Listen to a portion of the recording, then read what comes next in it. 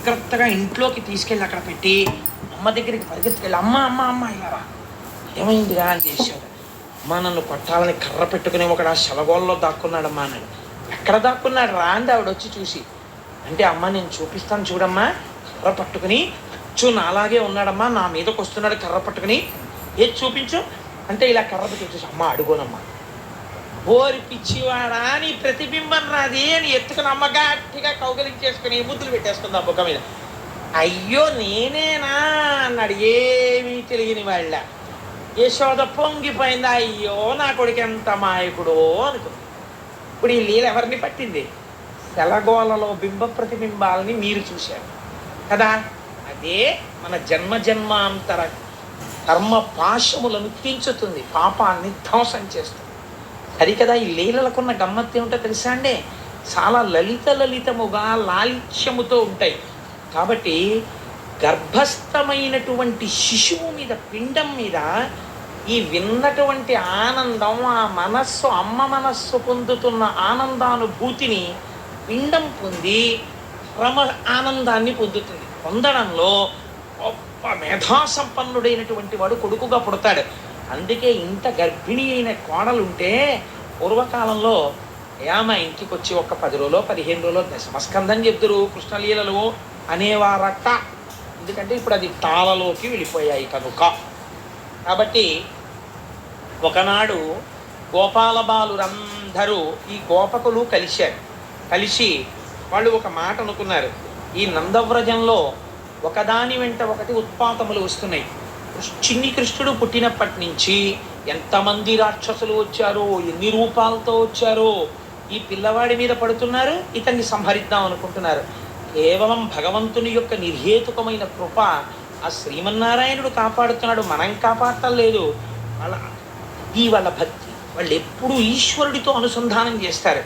ఆ శ్రీమన్నారాయణుడే రక్షించకపోతే ఈ పిల్లవాడు జీవించగలడా? కాబట్టి ఇక్కడ ప్రమాదములు వస్తున్నాయి. కాబట్టి మనం ఈ ప్రాంతాన్ని విడిచిపెట్టేద్దాం. ఇక్కడికి దగ్గరలో బృందావనము అని ఒకటి ఉంది. ఆ బృందావనంలో భగవంతుని యొక్క సంబంధము కలిగినటువంటి మహర్షులు కూడా వచ్చి అక్కడ కూర్చుంటుంటారు. ఇప్పటికీ మనకి భారతదేశంలో అత్యంత పవిత్రమైన ప్రదేశములుగా చెప్పబడేది ఏదో తెలుసా అండి? బృందావనం. బృందావనంలో మట్టి తీసి నోట్లో వేసుకుంటే వాడంత అదృష్టవంతుడు ప్రపంచమునందు లేడు. భరతఖండంలో పుట్టినవాడు స్వతహాగా పొందిన గొప్ప ఐశ్వర్యాలు ఏమంటే, ఒకటి గంగా, 2 బృందావనము, వెంకటాచలము, శ్రీశైలము. నేను ఎందుకన్నానో తెలుసా అండి? మీకు ఎక్కడైనా ధ్యానం కుదరకపోవచ్చు, శ్రీశైలంలో కుదురుతుంది. కారణం ఏమిటో తెలుసా అండి? అందుకే శంకర భగవత్పాదులు శివానంద లహరిలో 51వ శ్లోకంలో మధ్యలోకి తీసుకెళ్ళి శ్రీశైల ప్రస్తావన చేశారు. అసలు క్షేత్రాల పేర్లు శంకరాచార్యుల వారు ఎక్కువ రాయరు. అలాంటిది శ్రీశైలం గురించి రాశారు. శ్రీశైల శృంగపు హర్రేషు కదోపలప్స్యే గాత్రం యదామలతాహ పరివేశయంతి అంటారు. ఆ శ్రీశైలము యొక్క కొండ గుహలో కూర్చుంటే తొందరగా ధ్యాన సిద్ధి కలిగి మనోలయం అవుతుందిట. శ్రీశైలం కొండకున్నటువంటి శక్తి అటువంటిది. ఈ మధ్యన మనస్సు ఉవ్విళ్ళు ఊరుతోంది, ఒకసారి శ్రీశైలం వెళ్ళాలని. తొందరలో ఎప్పుడప్పుడు వెళ్ళి శ్రీశైలం దర్శనం చేసుకొని రావాలి. కాబట్టి ఇలా పరమాత్మ మనం బృందావనానికి వెళ్ళిపోతే మనం అందరం చాలా ప్రశాంతంగా హాయిగా గడపచ్చు. అక్కడ సమృద్ధిగా నీరు దొరుకుతుంది, చక్కగా ఎత్తుగా పెరిగినటువంటి పచ్చిగడ్డి దొరుకుతుంది, మన పశువులు కావలసినంత గడ్డి మేస్తాయి, మనందరం భద్రంగా ఉండొచ్చు. కాబట్టి బృందావనానికి వెళ్ళిపోదాం అన్నాడు. అక్కడ ఉన్నటువంటి గోపకుల్లో ఒక పెద్ద ఆయన పేరు ఉపనందుడు. వెంటనే పెద్దల మాట విన్నారు. గోపాలురు బాగుపడడానికి కారణం ఏమిటో తెలుసా అండి? ఈశ్వర ప్రచోదితంబై అంటారు పోతన గారు వచనంలో. ఈశ్వరానుగ్రహమైన ఆలోచన పెద్దలకు వచ్చినది. ఈ పెద్దల మాట వినడం గోపకులంలో తెలుసు, కాబట్టి వాళ్ళు బాగుపడ్డారు.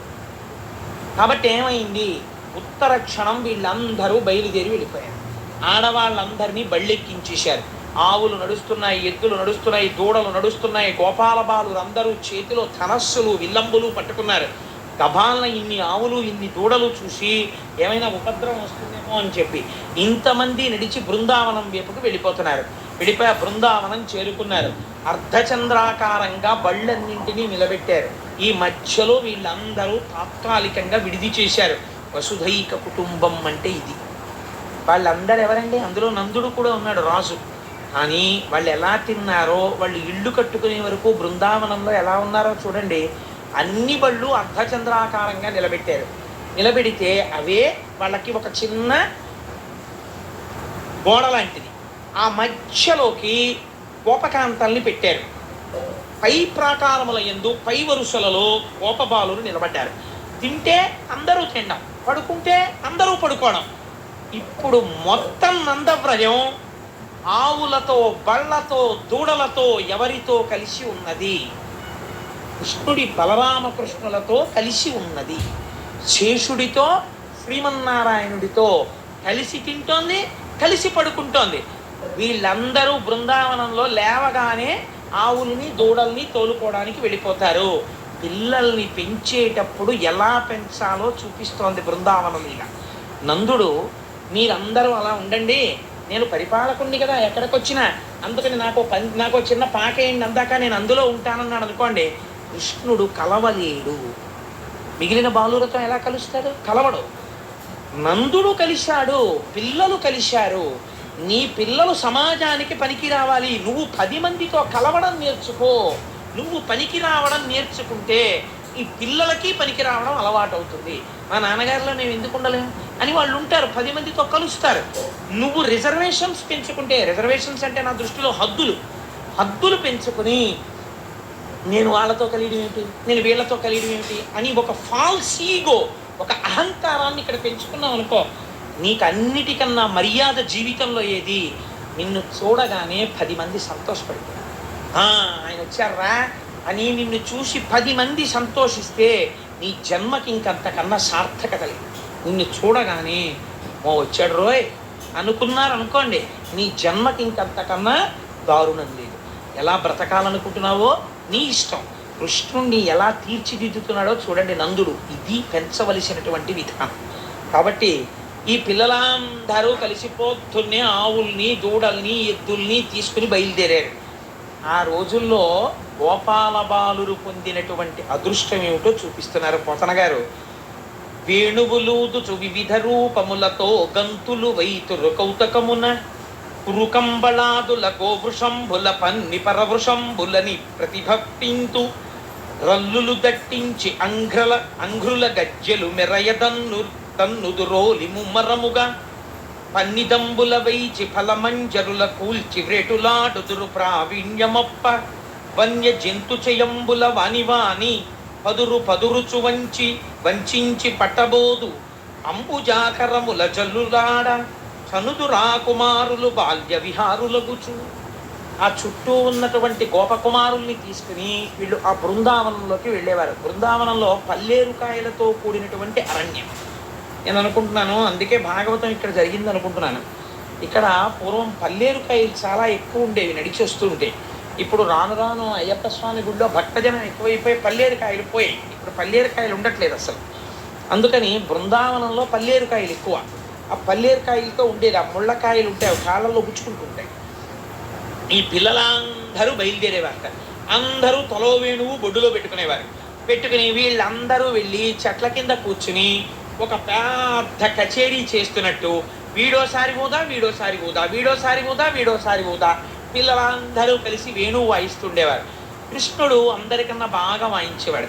అందుకని కృష్ణ నువ్వు పాడరా వేణువు, మేమందరం చూస్తామని వీళ్ళందరూ కూర్చుంటే ఆ కృష్ణుడు రాయి మీద కూర్చుని ఓ చిన్ని తొడ మీద ఒక పాదం వేసుకుని చూడండి రా ఎలా వాయిస్తానో నా వేణువు వాయిస్తుంటే వాళ్ళు పక్కన చేరి చుట్టూ అందరూ ఆయన భుజం మీద చెయ్యేసి, ఆయన తొడ మీద చెయ్యేసి దగ్గరగా కూర్చుని ఆయన అలా వేణువు వాయిస్తుంటే అందులోంచి వచ్చేటటువంటి ఆ వంశీరవం యొక్క ధ్వనిని విని హరే కృష్ణ ఎంత బాగా పాడుతుందా, ఎలా పాడాలి చెప్పవా ఈ వేళ్ళు ఎలా పెట్టాలంటే ఆయన పాడుతున్న వేణువులు అక్కడ వేరే నీ వేణువు బామవుతోంది చెప్పరా అని చెప్పి ఆయన అధరామృతంతో తడిసిన వేణువు వాళ్ళ నోట్లో పెట్టారు. ఇది లక్ష్మీదేవికి దక్కిందో లేదో వీళ్ళందరూ పట్టుకునేవారు. ఆయన వేణువు ఊదుతుంటే వీళ్ళందరూ దగ్గరగా కూర్చుని ఇవరే కృష్ణ ఎంత బాగా వాయిస్తున్నావురా అని వింటుండేవారు. నాకు నేర్పవా కృష్ణ, ఎలా పాడాలో నేర్పవా అంటే ఏం లేదురా, ఇలా నోట్లో పెట్టుకున్నావా అని నోట్లో పెట్టి ఈ ఎడంచె ఇలా పెట్టరా అని ఈ వేళ్ళు ఇలా పెట్టి ఈ కుడిచి ఇటు వేయి వేసావా, ఇప్పుడు ఊది ఈ వేలు నొక్కి ఈ వేలు తీయని కృష్ణుడు పట్టుకున్న వేళ్ళు నొక్కి చూపిస్తుంటే వాళ్ళు ఊదుతూ ఉండేవారు. కృష్ణుడి యొక్క ఆలింగన సౌఖ్యాన్ని, ఆయన కరస్పర్శని, ఆయన ఉచ్ఛ్వాస నిశ్వాసలు తగులుతుండగా, ఆయన జగదాచార్యుడు వేణువు నేర్పుతుండగా ఈ పిల్లలు ఎలా పిల్లన గ్రోవి ఊదాలో నేర్చుకుంటుంటే మా జన్మలెందుకురా, ఎప్పుడైనా ఇలా పరమాత్మ సన్నిధానంలో కూర్చున్నావా, ఏమి అదృష్టం రా ఈ గోపాల బాలురదని దేవతలు చూసి తలలు కొట్టుకున్నారు. పురుకంబళాదుల గోవృషంబుల పన్ని పరవృషభములని ప్రతిభటింతు పెద్ద పెద్ద కంబళ్ళు తీసుకొచ్చి పిల్లలు ఆడే ఆటలు చాలా గమ్మత్తుగా ఉంటాయి. నేను ఒకసారి ఒక విచిత్రమైనటువంటి ఆట చూశాను ఒక పిల్లవాడి దగ్గర. నేను ఒకసారి ఒక ఆశ్రమానికి వెళ్ళాను. వెళితే ఆ ఆశ్రమంలో శంకర భగవత్పాదుల యొక్క ఫోటోలు చాలా ఉన్నాయి. ఉంటే ఆ ఆశ్రమానికి తల్లిదండ్రులతో కలిసి ఓ పిల్లవాడు కూడా వచ్చాడు. వాడు ఇదిగో ఈ పిల్లవాళ్ళ చిన్నవాడు, వాడికి ఉపనయనం అయిపోయింది, వాడు సంధ్యావందనం చేసుకోవాలి. వాడు ఆశ్రమంలో సంధ్యావందనం చేసుకుందామని పొద్దున్నే లేచి సంధ్యావందనం చేసుకుంటున్నాడు. ఇంకా చీకటితో ఉండగానే లేచిపోతారు ఆశ్రమాల్లో. లేచి సంధ్యావందనం చేసుకుంటుంటే వాడికి రోజు ఆ గదిలో శంకరాచార్యుల వారిని చూడగా వాడికి ఏమనిపించిందో వాళ్ళ తల్లిదండ్రులు బయట నిలబడి ఏదో మాట్లాడుకుంటున్నారు. వీడు ఎవ్వరూ చూడకుండా వాళ్ళు తెచ్చుకున్న సూట్ కేస్ కవర్ ఒకటి బయటికి తీసేసి ఆ సూట్ కేస్ కవరు రెండు కింద ఉంటుంది కదండి, పై టొపారం తోటి కింద తోటి, వాడు దాన్ని బోర్లించి ఒకవైపు దాని మీద కూర్చున్నాడు. రెండో వైపుది ఆ పై టొపారం కవర్ ఇలా ఉంటుంది కదా, దాన్ని బాగా నొక్కి పులి తలకాయ ఎలా ఉంటుందో అలా పెట్టుకుని వాడు సంధ్యావందనం చేసుకుంటున్నాడు. నేను ఎందుకో వాళ్ళ నాన్నగారు ఉన్నారేమో నా గదిలోకి వెళ్ళాను. వీడు దాని మీద కూర్చుని గాయత్రి చేసుకుంటున్నాడు కళ్ళు మూసుకొని. నాకు అలా విఐపి సూట్ కేస్ కవర్ వేసుకుని ఎందుకు చేస్తున్నాడు ఏమిటి, ఒకవైపు దాని మీద కూర్చున్నాడు, ఒకవైపుదేమో ఏమిటో ఇలా తిప్పేసేసి పులి మొహంలా పెట్టాడు. అలా చేస్తారా పిల్లలు ఎవరైనా బ్రహ్మచారులు? ఒకవేళ వీళ్ళ నాన్న ఏమైనా చదువుకుని చెప్పాడు అలా చెయ్యాలని, ఇది చాలా గమ్మత్తుగా ఉంది అని వాడు గాయత్రి చేసుకునేంత వరకు ఆగి వాడు గాయత్రి నుంచి బహిర్ముఖుడై దిగ్దేవతా నమస్కారం చేశాక వాడిని అడిగాను, ఎందుకురా అలా కూర్చున్నావు, పోనీ ఏదో ఆసనానికి వేసుకుందాం అందామంటే ఆసనాలు ఉన్నాయి ఎదురుగుండా, నువ్వు అలా కూర్చున్నావు ఎందుకురా సూట్ కేస్ కవర్ మీద అన్నాను. వాడు చెప్పడం మానేసి దొంగ నవ్వులు నవ్వుతున్నాడు. ఒరే అసలు చెప్పలా ఎందుకు కూర్చున్నావు, నాకు కుతూహలం పెరిగిపోతుంది, ఎందుకు కూర్చున్నావు చెప్పన్నాను. వాడు వంగి అప్పటిదాకా సంధ్యావందనం చేసుకున్న పాత్ర సామాను సర్దుతూ చెయ్యెత్తి ఇలా చూపించాడు. నాకు ఏమిటి ఇలా చూపించాడని ఇలా చూసా. శంకరాచార్యులు వారు కూర్చున్న పులి ఆసనం ఉంది. వాడికి రోజు ఆ ఫోటో చూసి వాడికి కూడా అలా పులి చర్మం మీద కూర్చుని చేసుకోవాలనిపించింది ఆశ్రమంలో. వాడికి పులి చర్మం ఎక్కడి నుంచి వస్తుంది? వాడు శంకరాచార్యులు వారు ఎదురుగుండా కూర్చుని సూట్ కేస్ కవర్ని అలా పులి బొమ్మలా పెట్టుకుని నొక్కేసి వాడు పులి ఆసనం మీద కూర్చున్నట్టు పులి చర్మం మీద కూర్చుని గాయత్రి చేస్తున్నాడు. వాళ్ళు చూడండి ఎంత గొప్ప ఆలోచన. వాడు పులి చర్మం మీద కూర్చుని నేను శంకరాచార్యులు వారిలాగే కూర్చుని చేసుకుంటున్నాను అన్న భావనతో వాడు చేస్తున్నాడు. ఉద్ధరించేసింది వాడిని. నేను నిజంగా ఆశ్చర్యపోయి నాకు ఇలాంటి ఆలోచన ఎప్పుడు ఎందుకు రాలేదు? ఏ వెంకటాచలం వెళ్ళినప్పుడు ఏ సంధ్యావందనం చేసుకోవడానికో ఏ తుడి చేసుకున్న తువ్వాలో కిందేసి కూర్చుని చేస్తాను, కానీ విఐపి సూట్ కేస్ కవర్ని ఇలా శంకరాచార్యులు వారు కూర్చున్న పులి చర్మంలా పెట్టుకు సంధ్యావందనం చేసుకోవచ్చు అన్న ఆలోచన నాకు రాలేదు. వీడికి వచ్చింది.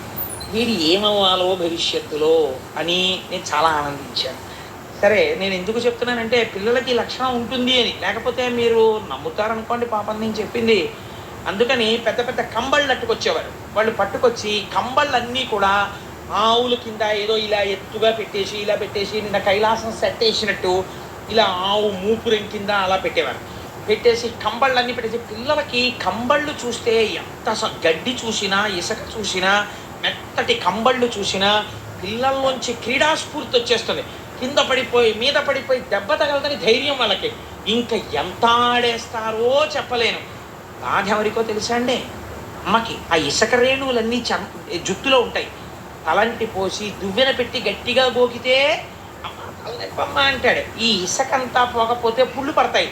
ఎంత కష్టపడి ఇసుక తీస్తారో. మళ్ళీ సాయంకాలం ఆట మొదలు ఇసుక కుప్ప మీద వీడు. ఈ కంబళ్ళన్నీ ఆవులు దూడల్లా పెట్టి, ఒరే ఇవి మన ఆవులు కావు, మన దూడలు కావు, ఏవో ఆవులు దూడలు మన పొలాల్లోకి వచ్చి తినేస్తున్నాయి కాబట్టి వీటిని కొట్టేయండి రా అనేవాడు. అనగానే వీళ్ళందరూ కర్రలు పట్టుకుని పరిగెత్తుకెళ్ళడం, ఆ ఆవుల్ని దూడల్ని తన్నేయడం, తన్నేసి కర్రలు పెట్టి కొట్టేస్తూ ఉండడం. అవి ఏముంది ఇలా కొట్టేస్తుంటే ఇలా ఎత్తుగా ఇప్పుడు ఇలా పెట్టాను అనుకోండి, నేను ఇది ఒక అమ్మడి కదా, ఇక్కడ ఇలా పెట్టాను అనుకోండి, ఒక ఆవు మూపురంలా ఉంది కదా, దీన్ని ఇలా కొట్టాను అనుకోండి, అలా ఊగిపోయింది కదా, కమ్మడి బాగా చేస్తున్నాడు అనుకోకండి. అందుకని అలా కొట్టేస్తుండేవారు. కొట్టేస్తుంటే పోతన గారు ఎందుకంత అనుభవించారో తెలుసా అండి?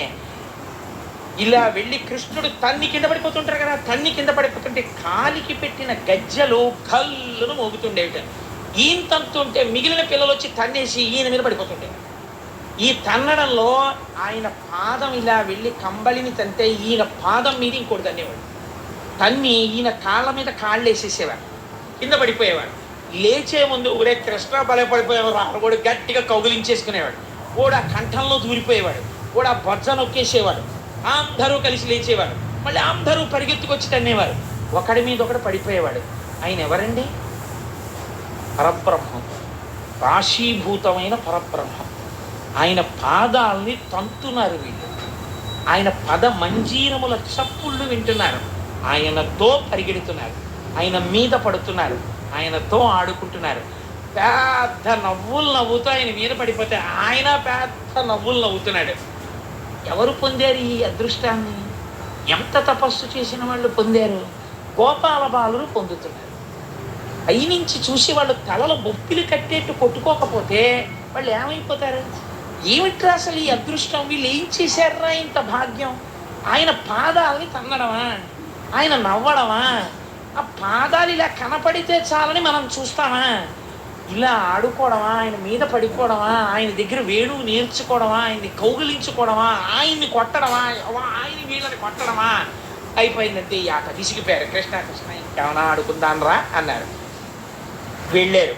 వెళ్ళి మళ్ళీ రల్లుల దట్టించి అంఘ్రుల గజ్జలు మెర్రయదన్నుదు రోలి ముమ్మరముగా పన్నిదంబులు వేయించి ఫలమంజరులు కూల్చి వ్రేటులాడుదురు ప్రావీణ్యమొప్ప.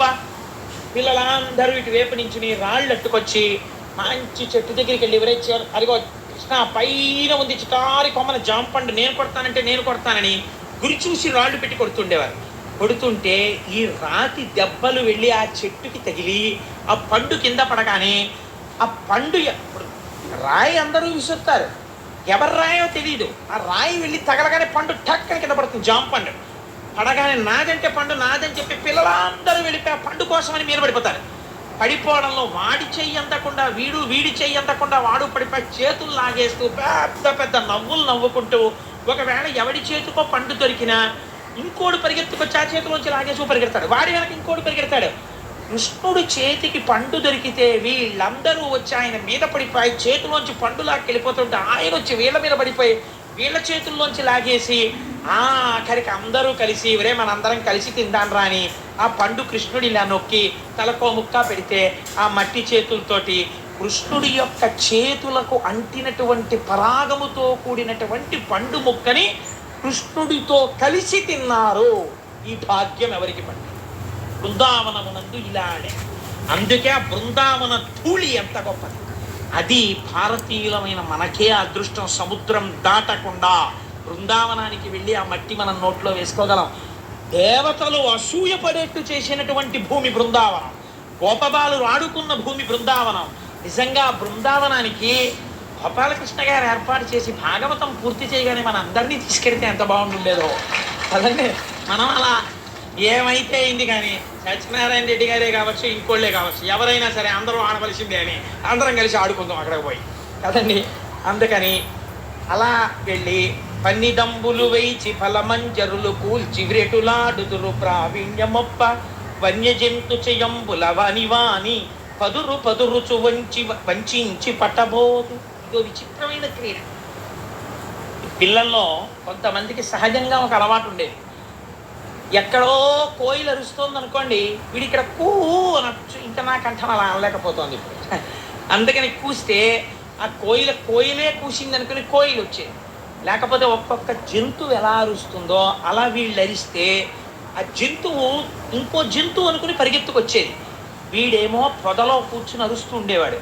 వీడు పొదలో కూర్చుని అరుస్తుంటే ఆ జంతువు నిజంగా వచ్చాక వీళ్ళందరూ కలిసి పరిగెత్తుకెళ్ళి ఆ జంతువులు పట్టేసుకుని ఆ జంతువుతో కాసేపు ఆటలాడుకునేవారు. ఆటలాడుకుని ఆ జంతువును గెలిచేవారు. అదొక చుక్కల జింక. ఒకనాడు ఆ చుక్కల జింక వెంటే పడ్డాడు రామావతారంలో. ఇప్పుడు ఆ చుక్కల జింకని ఎలా పట్టుకుంటారో చూడండి రా అన్నాడు. అని ఉదే ఫలానా పాట ఏదో పాడితే జింక వస్తుందిరా అన్నాడు. నిజంగా పాటలు పాడితే జింకలు వస్తాయి, వాటికి అదో అలవాటు. అందుకని ఎన్ఎఫ్సిఎల్ వాళ్ళు చాలా గొప్ప ప్రయోగం చేశారు. ఆ పర్యావరణానికి చక్కగా వాళ్ళు పెద్ద పెద్ద చెరువులు తవ్వి అక్కడికి పక్షులు వస్తాయట. నాకు మూర్తిగా చూపించారు. వాళ్ళు చక్కటి డీర్ పార్కు, పీకాక్ పార్కు అన్ని డెవలప్ చేశారు. పిల్లల్ని తీసుకెళ్ళి కూడా చూపించచ్చుట. అందరికీ ఉందో లేదో నాకు తెలియదు, కానీ మరి ఆ నెమళ్ళు ఆడుతుంటాయి, ఆ జింకలు ఆడుకుంటూ ఉంటాయి. వాడు గొల్ల పిల్లవాడు పాట పాడేవాడు. పాట పాడితే ఓ చుక్కల జింక వచ్చి ఎట్నుంచి వినపడుతోంది పాటని ఇలా తల తిప్పి వినేది. 10 మంది 10 వైపుల నుంచి పరిగెత్తుకొచ్చి ఆ జింకని పట్టుకుని ఆ జింక మూతి ముట్టుకుని ఆ జింకను రాసి కృష్ణుడు వెళ్ళి ఒరే దీని చుక్కలు ఎంత బాగున్నాయనరా, దీని చుక్కలన్నీ నేను లెక్క పెట్టేస్తానని 1 2 3 4 5 6 7 8 9 10 11 12 13 ఇది లెక్కెట్టానా అనేవాడు. అనగానే కృష్ణ నీకేం రాదు పక్కకు పోరా మేము లెక్కెడతామా, కృష్ణుని దోహేసి వీళ్ళు 1 2 3 4 5 కృష్ణుడు ముట్టుకున్న చోట వీళ్ళు ముట్టుకునేవారు.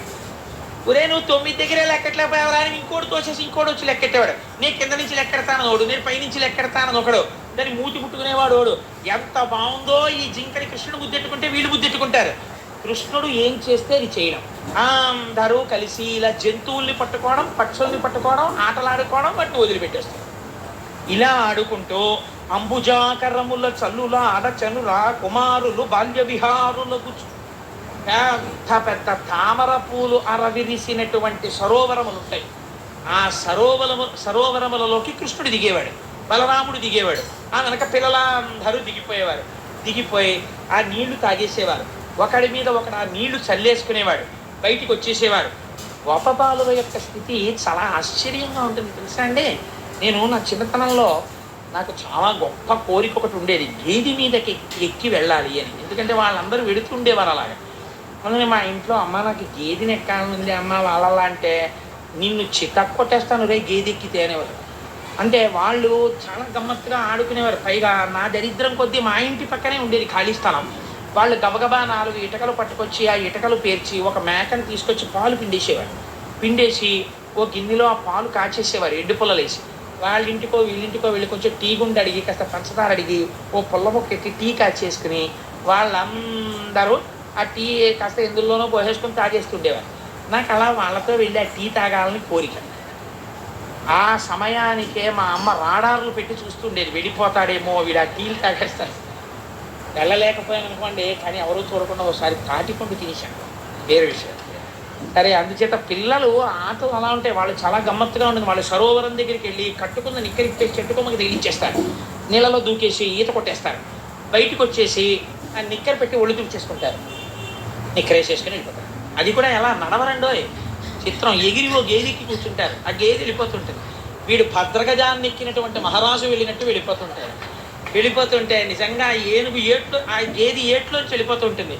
వీడు ఆ నీటి మీద కూర్చొని ఊగుతూ చక్కగా ఏదో పాట పాడుకుంటూ ఆ గేది మీద వెళ్ళిపోతుంటాడు. చూస్తే వాడు నిజంగా ఎంత ఐశ్వర్యం రా ఇది, అలా వెళుతున్నాడు వాడు అనిపిస్తుంది. అందుకని అలా ఆడుకుంటారు పిల్లలు. అలా వీళ్ళందరూ సరోవరాల్లో దూకి ఎవరితో? కృష్ణుడితో చక్కగా సరోవరంలో దూకి ఆ నీళ్లు తాగేసి ఈ నీళ్లు తీసి కృష్ణుడి మీద కొట్టేయడం, కృష్ణుడు నీళ్లు తీసి వీళ్ళ మీద కొట్టేస్తే ఒరే నా మీద ఎక్కువ పోసేసావురా అని ఇంకోటి తీసుకొచ్చి ఆయన మీద పోసేయడం. ఆఖరణ వాడు తామర పువ్వు తింపి కృష్ణుడి మీద వేసేయడం, కృష్ణుడు తామర పువ్వు తింపి వీళ్ళ మీద వేసేయడం, ఆయన వీళ్ళకి వీడు తామర పువ్వులు వీళ్ళ మీద వేసేయడం.